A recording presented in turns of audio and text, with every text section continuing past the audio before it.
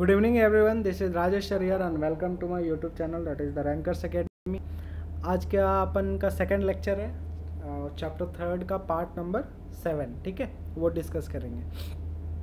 क्या क्या पढ़ना है जी इसमें, तो जो पढ़ना है वो देख लेते हैं। ब्रश आ जाओ यार, ब्रश। हाँ, तो जो पढ़ना है वो अपन देख लेते हैं, क्या क्या पढ़ना है।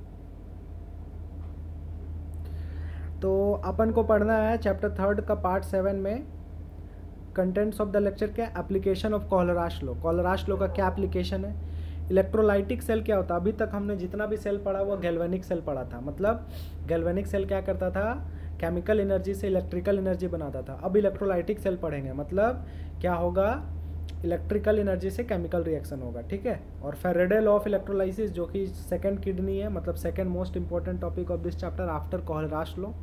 प्राइमरी एंड सेकेंडरी बैटरी देखेंगे, उसी में प्राइमरी बैटरी का एग्जांपल है लीड एसिड स्टोरेज बैटरी, ये अपन देखेंगे, ठीक है। तो कुर्सी की पेटियाँ बांध लीजिए और तैयार हो जाइए आज का सेकंड लेक्चर के लिए। हाँ, तो अपन आते हैं अब पार्ट चैप्टर थर्ड का पार्ट 7 में। और इसका कितना पार्ट आएगा सर, और एक पार्ट आएगा, फिर ये खत्म हो जाएगा, है ना। पार्ट 8 तक में ये खत्म हो जाएगा। तो सबसे पहले आते हैं application of Kohlrausch law. कोहलराश law का एप्लीकेशन क्या है, तो कोहलराश लॉ का एप्लीकेशन जानने के लिए आपको कोहलराश लॉ समझना पड़ेगा, जो पिछले लेक्चर में देखा अभी थोड़ी देर पहले।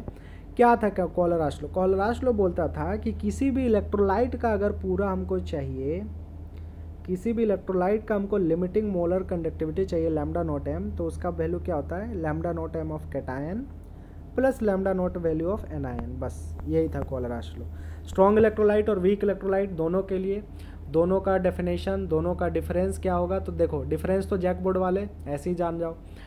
स्ट्रॉन्ग वाला कंप्लीट डिसोसिएशन होता है, वीक वाला नहीं होता, कॉपी में लिख लेना, लेस डिसोसिएशन होता है। स्ट्रॉन्ग वाला का example strong acid strong base strong salt, weak वाला का example weak acid weak base weak salt. Strong वाला इलेक्ट्रोलाइट का ग्राफ बना देना फटाक से।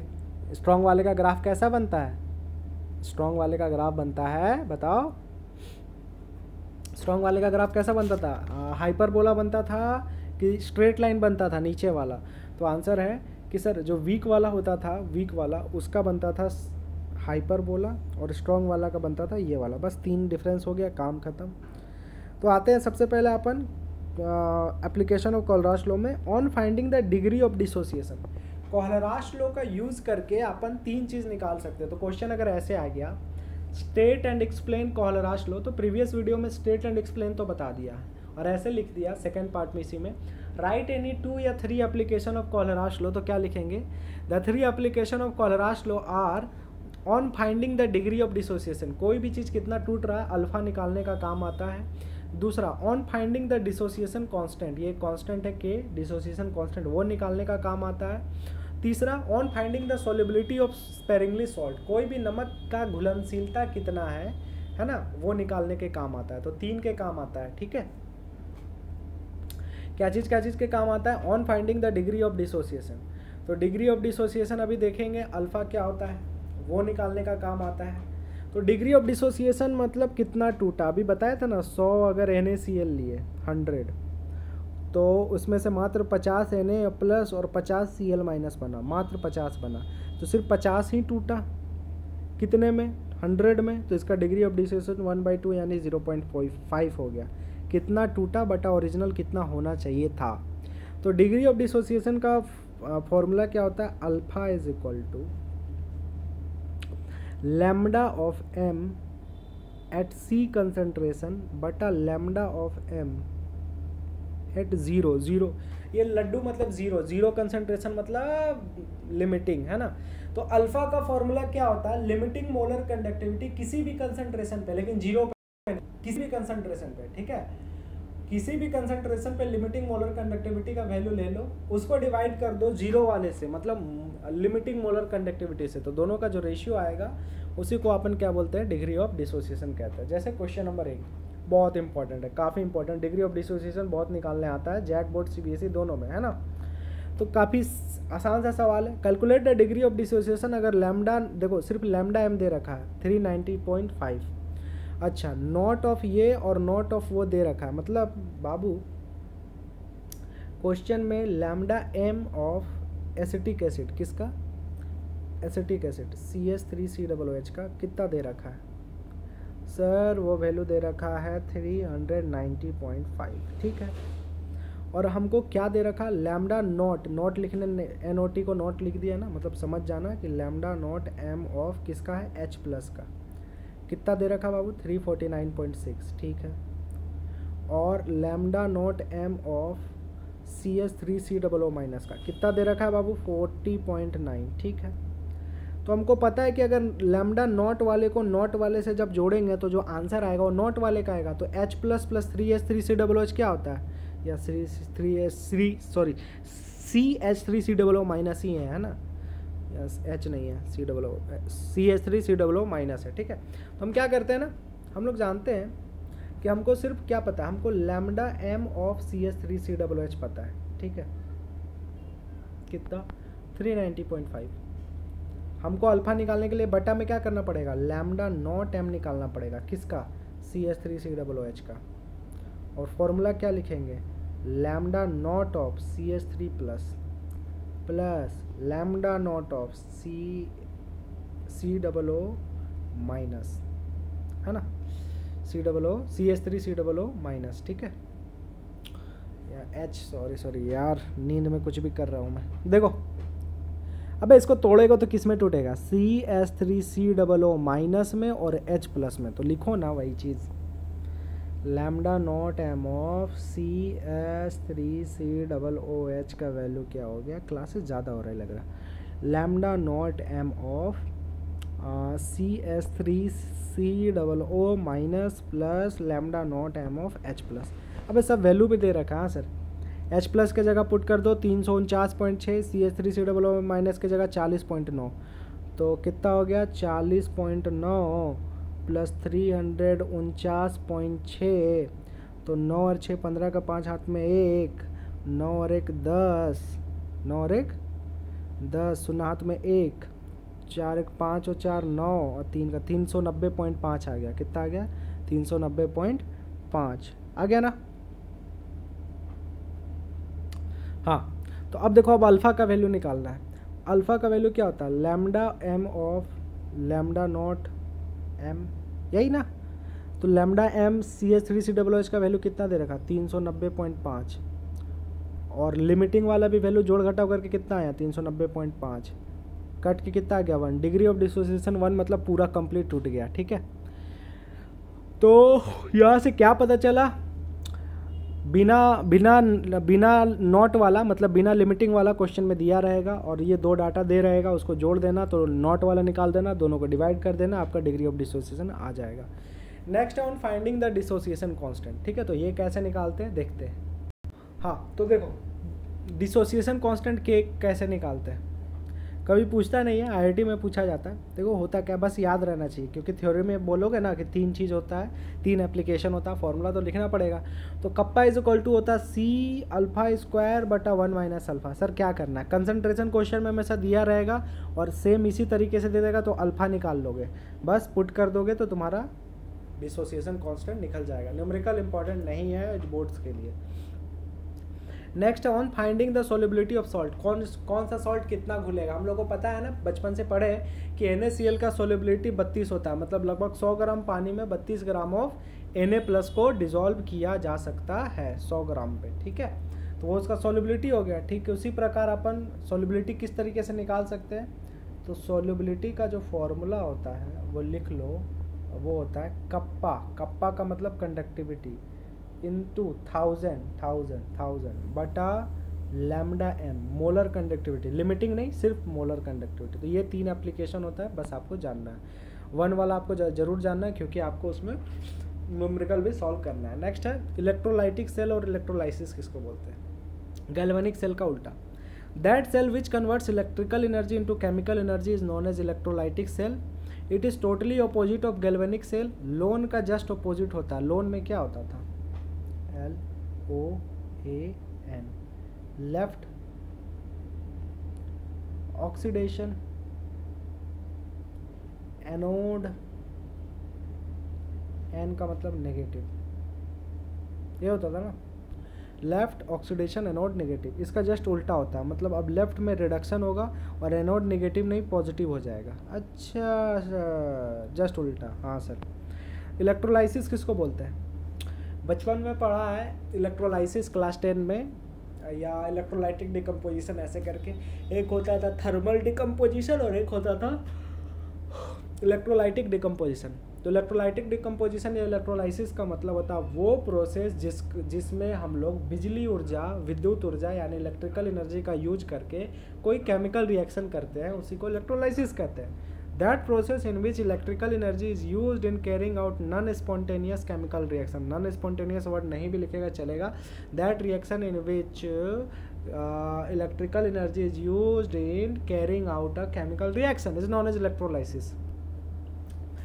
जिस प्रकार न्यूटन ने लॉ ऑफ मोशन का 3 लॉ दिया, मोशन के 3 लॉ दिया, ठीक उसी प्रकार फैराडे साहब थे, माइकल फैराडे, जिन्होंने जनरली कहा जाता है कि किसका डिस्कवरी किया था? कैपेसिटेंस, है ना। इलेक्ट्रिकल कैपेसिटेंस का ऐसा यूनिट फैराड ही होता है। फिजिक्स से थोड़ा सा ध्यान रखो। हाँ सर। तो उसका किया था, तो उसी के उन्होंने इलेक्ट्रोलाइसिस में बहुत सारा काम किया। 2 लॉ दे रखा है, क्या? फैराडे का फर्स्ट लॉ, फैराडे का सेकंड लॉ। बाबू बहुत इंपॉर्टेंट है, जान of this chapter. Faraday law of electrolysis में क्या पढ़ना है सर? तुम 2 चीज़ याद कर लो, फैराडे का फर्स्ट लॉ का स्टेटमेंट और उसका मैथमेटिकल एक्सप्रेशन, सेकेंड लॉ का स्टेटमेंट, उसका मैथमेटिकल एक्सप्रेशन, बस बस बस बस। और न्यूमेरिकल किस में बनता है? फैराडे का फर्स्ट लॉ से न्यूमेरिकल बनता है। कैसे? अरे तुमको पता है ना रे, न्यूटन का फर्स्ट लॉ से कोई न्यूमेरिकल बनता नहीं, वो तो स्टेटमेंट है इनर्शिया वाला। न्यूटन का थर्ड लॉ से कोई बनता है न्यूमेरिकल? नहीं, action is equal to minus of reaction. जो भी न्यूमेरिकल बनता है न्यूटन का second law, that is why it is known as real law of motion, class 11th physics. F is equal to M A, या F is equal to M भी minus U by T, या F is equal to M into D X by D T, उसी पर numerical बनता है। ठीक उसी प्रकार इसमें न्यूमेरिकल फर्स्ट लॉ से बनता है ना। तो फैराडे 2 लॉ दिया। फैराडे का फर्स्ट लॉ क्या बोलता है? The amount of chemical reaction which occurs at electrode during the electrolysis by current is directly proportional to the quantity of electric. Sir ये क्या बोल दिया है बिड़ू? समझते हैं? आसान सब्जेक्ट, आसान सी भाषा में समझो। मान लो बाबू कि ये जो है तुम्हारा है तांबा, कॉपर, इस पे तुमको सोना का परत या पानी चढ़ाना है। किसका परत चढ़ाना है? सोना का या पानी का। तो सोना का परत चढ़ाना मतलब केमिकल रिएक्शन करना है, बिजली पास करवा के करेंगे, मतलब इलेक्ट्रोलाइसिस है। ठीक है सर। तो किसी भी चीज़ को कितना पानी चढ़ाएंगे, मतलब उसका परत का कितना वजन हम लोग डालेंगे, वो डायरेक्टली प्रोपोर्शनल है क्वांटिटी ऑफ इलेक्ट्रिसिटी। मत करो यहाँ चार्ज लिख दो यार, चार्ज होना चाहिए 1 में। क्वांटिटी ऑफ इलेक्ट्रिसिटी चार्ज कर दो यहाँ पर, है ना। चार्ज मतलब जितना ज़्यादा चार्ज पास करेगा, अरे तुम समझो ना इस तरीके से, ये तुम्हारा है तांबा, इस पे तुमको परत चढ़ाना है किसका? सोना का। तो सोना जितना ज़्यादा तुम करंट पास करेगा, जितना ज़्यादा चार्ज पास करेगा, उतना ज़्यादा सोना का परत चढ़ेगा। कम करंट पास करेगा मतलब कम चार्ज पास करेगा तो कम चढ़ेगा। तो यही बोल रहा है। तो अमाउंट ऑफ केमिकल रिएक्शन मतलब कितना केमिकल रिएक्शन होगा, उसका मात्रा डायरेक्टली प्रोपोर्शनल है क्वांटिटी ऑफ इलेक्ट्रिसिटी को काट करके चार्ज लिख दो, to the charge passing through the electrolyte, है ना। तो हम लोग क्या करते हैं, डेरिवेशन जो है थोड़ा सा कर लेते हैं। हम लोगों को पता है, क्या पता है कि जब भी अपन निकालते हैं अमाउंट किसी भी चीज़ का, मतलब मात्रा, तो अपन लिखते हैं W। W का मतलब मान लेते हैं कि W जो है वो वेट ऑफ सब्सटेंस है। मान लो कि ये तांबा था, इसमें W ग्राम सोना का परत चढ़ाना है। तो W ग्राम डायरेक्टली प्रोपोर्शनल किस पे होगा? जितना ज़्यादा चार्ज पास कर रहा है Q के। हाँ सर, हाँ सर, हाँ सर, बड़ा आसान है, बड़ा आसान है। प्रोपोर्शनल को हटाएंगे तो कुछ कांस्टेंट लाएंगे। हाँ सर, क्या कांस्टेंट लाएंगे? प्रोपोर्शनल को हटाएंगे तो एक कांस्टेंट आता है Z। क्या आता है? Z। तो इसका कुछ नाम है सर? हाँ, Z को हम लोग बोलते हैं इलेक्ट्रोकेमिकल कांस्टेंट। कहाँ लिखे? रेड कलर से लिख देते हैं ऊपर में। Z को क्या बोलते हैं? Electrochemical constant. सर इसका कुछ वैल्यू होता है? जैसे G का वैल्यू होता है कैपिटल, हाँ, इसका वैल्यू होता है बाबू 96,500 कूलम। अच्छा सर, 1 फैरेड वाला। हाँ हाँ हाँ हाँ, Z का वैल्यू कितना होता है? 96,500 कूलम्ब होता है, ठीक है। तो फिर से करते हैं derivation. W is directly proportional to Q, proportional को हटाया तो ZQ।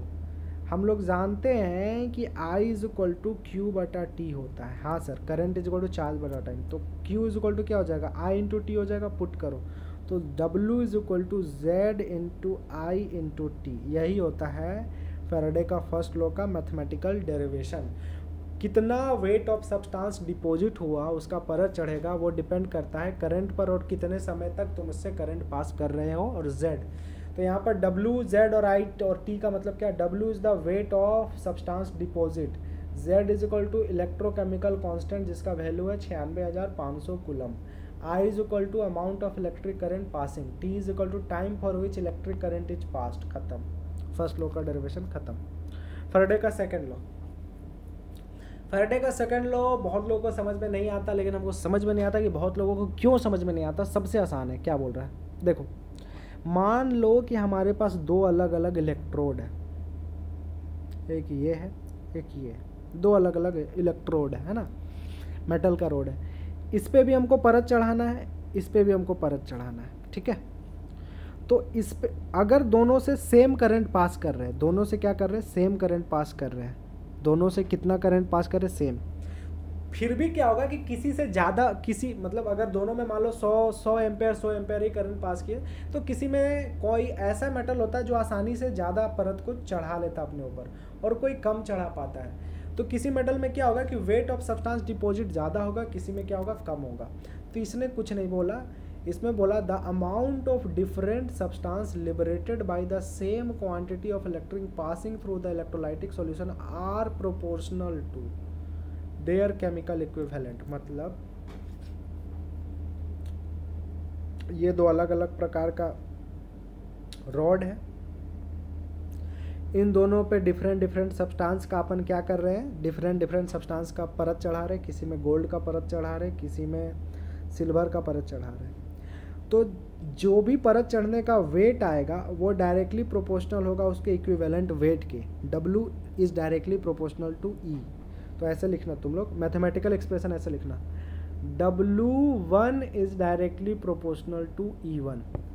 मतलब शुरू का जो weight of the substance 1 deposit है वो डायरेक्टली प्रोपोर्शनल है E1। E1 क्या होता है, इक्विवेलेंट वेट। इक्विवेलेंट वेट क्या होता है, मोलर मास बटा वैलेंसी। क्लास 11th में नहीं पढ़ा है तो छोड़ दो, कोई मतलब नहीं है, चुपचाप याद करो, W1 वेट 1 और ये इक्विवेलेंट वेट है। प्रोपोर्शनल को हटाओ तो बस ऐसे ही K लगा दो, K मत पूछो क्या हो रहा है क्योंकि आगे जाके कट जाएगा। ठीक उसी प्रकार W2 is equal to directly proportional to E2, तो W2 इज इक्वल टू क्या हो जाएगा, KE2 हो जाएगा। हाँ सर हो जाएगा, इक्वेशन 2। डिवाइडिंग इक्वेशन 1 एंड 2, तो W1 बटा W2, W1 में क्या हो जाएगा, KE1, W2 में क्या हो जाएगा, KE2। डेरिवेशन कर रहे हैं ना, K कट गया, तो W1 बटा W2 is equal to E1 बटा E2 आ गया। ठीक है, तो ऊपर को ऊपर से डिवाइड कर सकते हैं, नीचे को नीचे से भी डिवाइड कर सकते हो, तो W1 बटा E1 is equal to W2 बटा E2 होगा। बस इसी को बोलते हैं डेरिवेशन, यही है डेरिवेशन, है ना। तो W1 का वैल्यू क्या, वेट ऑफ पहला सब्सटेंस जो परत चढ़ा, W2 क्या, मास ऑफ सेकंड सब्सटेंस जो परत चढ़ा, मैंने ये कितना सोना का परत चढ़ा है, कितना चांदी का परत चढ़ा। E1 पहला का इक्विवेलेंट वेट सब्सटेंस 1 का, और E2 सब्सटेंस 2 का इक्विवेलेंट वेट, है ना। प्रोडक्ट ऑफ इलेक्ट्रोलाइसिस इस लेक्चर में नहीं देखेंगे, अगले लेक्चर में देखेंगे क्या होता है, कैसा होता है। बैटरी देखते हैं, बैटरी क्या होता है। एक मिनट पानी पी लिया जाए थोड़ा सा।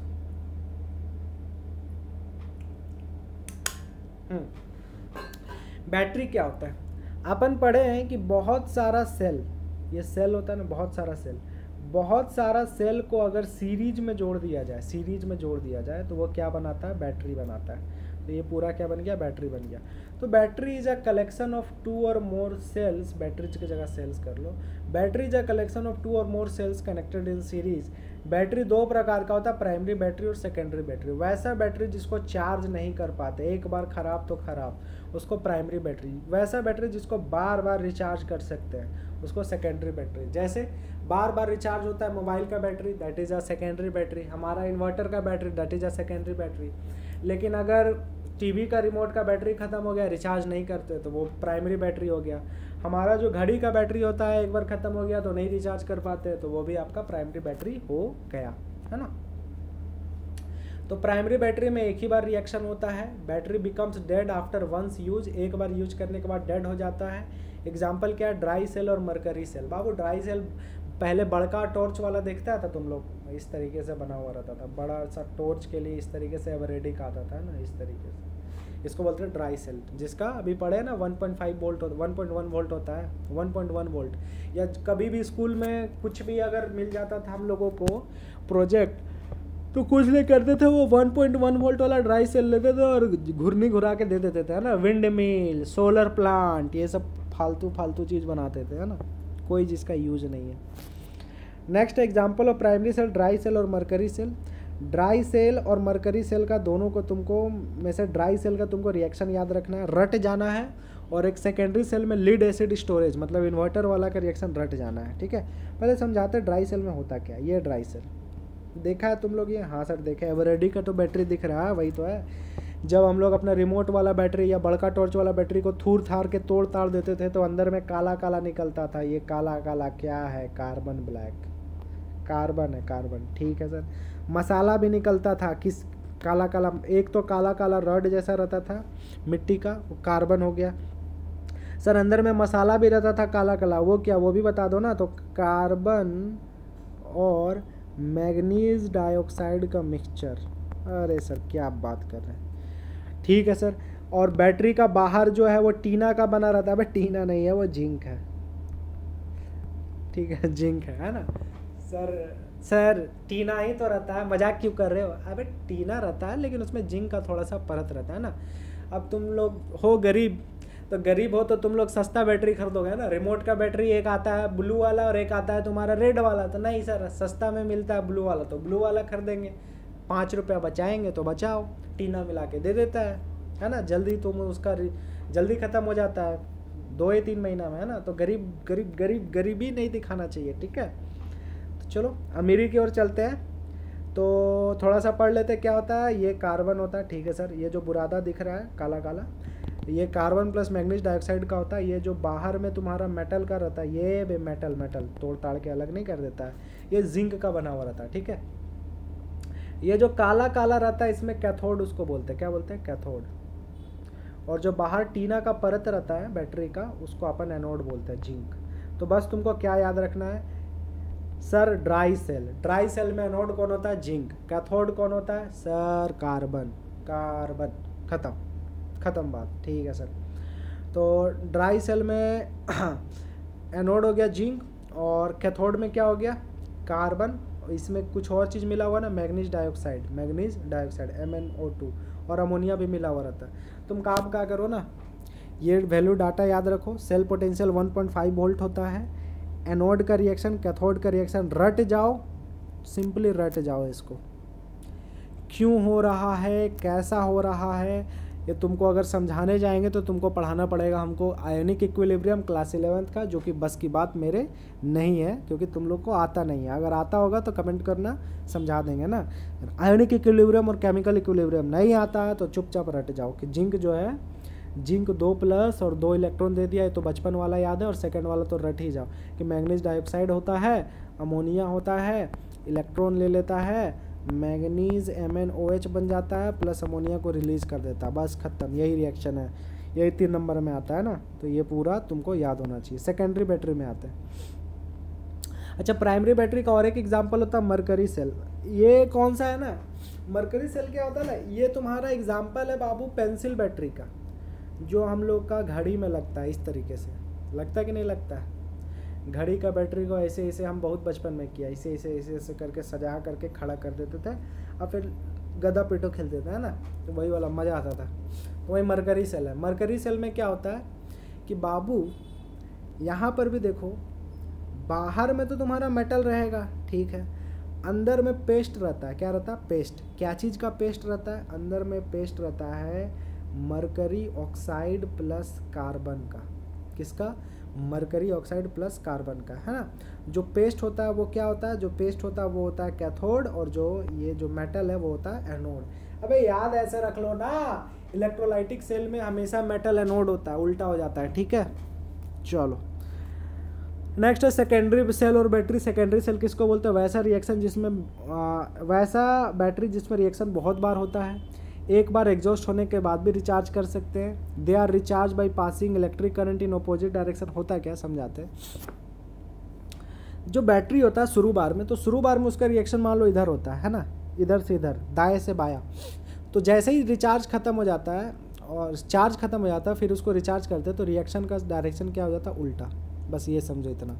मतलब जब हम लोग मोबाइल यूज़ कर रहे हैं तो रिएक्शन किस तरीके से हो रहा है? इधर चार्ज खत्म हो रहा। जब इस पर अपन चार्जर घुसेड़ देते हैं तो रिएक्शन इधर होने लगता है ना, उल्टा। जिधर भी हो रहा है उसका उल्टा हो जाता है बस। एग्जाम्पल ऑफ सेकेंडरी सेल क्या होता है? लेड और निकल और कैडमियम सेल। लेड सेल बहुत इंपॉर्टेंट है। लेड एसिड स्टोरेज बैटरी जो अपन इन्वर्टर होता है उसी को बोलते हैं, ठीक है। तो आपको क्या याद रखना है?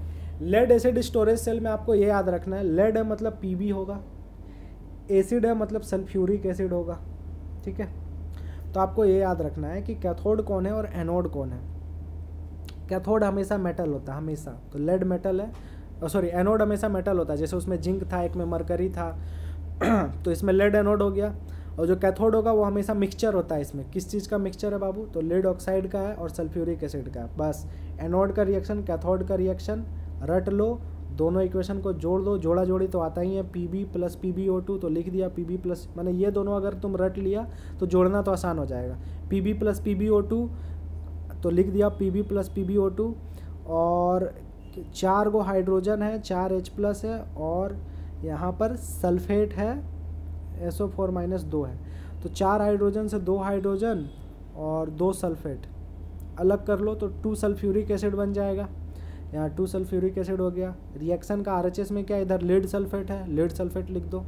वाटर है, वाटर लिख दो। सर रटवा क्यों रहे? रट लो। क्यों? समझ में नहीं आएगा। क्यों समझ में नहीं आएगा? आयोनिक इक्विलिब्रियम पता नहीं है, बैलेंस करना आता नहीं है, क्लास 11th में पढ़ा नहीं है ठीक से। चलो तो इसमें याद क्या करना sir? Lead acid storage battery का एनोड कौन होता है? लेड। सर कैथोड कौन होता है? मिक्सचर होता है सर, लीड ऑक्साइड और सल्फ्यूरिक एसिड का। और क्या याद करना sir? Reaction at cathode, reaction at anode और ओवरऑल रिएक्शन, काम खत्म। उसके बाद लिख देना कि ये सेकेंडरी बैटरी होता है, रिचार्ज कर सकते हैं अगेन एंड अगेन, फलना ढकना जो जो आता है सब लिख देना, है ना। That's all from today's class. अब इसका लास्ट पार्ट अपन को बच गया। लास्ट पार्ट में अपन लोग क्या क्या पढ़ना है जी? लास्ट पार्ट में अपन फ्यूल सेल पढ़ेंगे, ओरोजन पढ़ेंगे, हाइड्रोजन इकोनॉमी पढ़ेंगे और प्रोडक्ट ऑफ इलेक्ट्रोलाइसिस पढ़ेंगे, है ना। कुछ कुछ का 4 ही रिएक्शन है जो आपको याद करना है प्रोडक्ट ऑफ इलेक्ट्रोलाइसिस में, फिर हमारा चैप्टर खत्म। That's all from today's class.